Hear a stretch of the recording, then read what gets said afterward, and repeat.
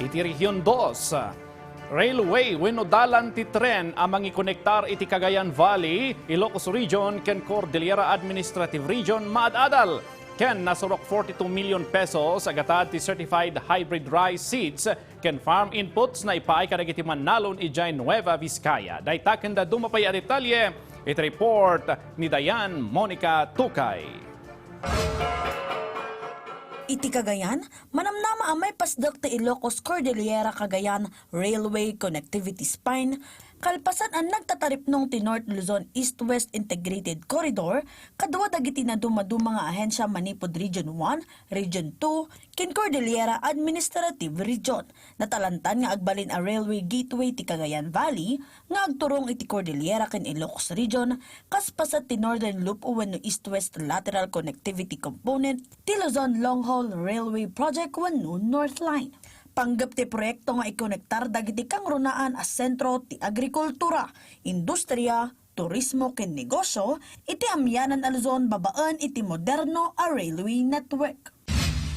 Iti Nueva Vizcaya, nangilatang ti Department of Agriculture iti kanayunan a 42.4 million pesos agatad ti certified hybrid rice seeds ken farm inputs para iti upat nga irrigation served municipalities. Maiwaras dagitoy kadagiti farmer cooperative associations. Makaawat ti bagabag iti 12.2 million pesos. Bayumbong a 7.2 million pesos. Solano nga 18.1 million pesos. Ken Villaverde a 4.7 million pesos. Iti sidong ti DA's Quick Turnaround Strategy. Tinasaw a programa kat mangguyugoy kadagiti Manalon nga agmula a dagos ti pagay. Kalpasan ti panagapit tapno masustenir ti produksyon. Ken iti Mat Isabela, naibida dagiti produkto a naaramid iti kakao kas iti tableya, kakao-infused drinks ken cocktails, cookies, vinegar ken dadumapay, iti naysayangkat a may kadwa nga Isabela Cacao Festival, iti Isabela State University, Ittiague.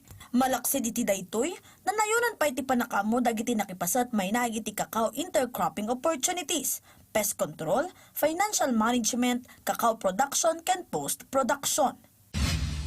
Ken iti Batanes, nagunod ti Participatory Guarantee System Batanes Core Group, ti Organic Certification manipod iti Department of Agriculture, Bureau of Agriculture and Fisheries Standards. Ti sertifikasyon ket napanaknakan nga organic ken natalgad dagiti produkto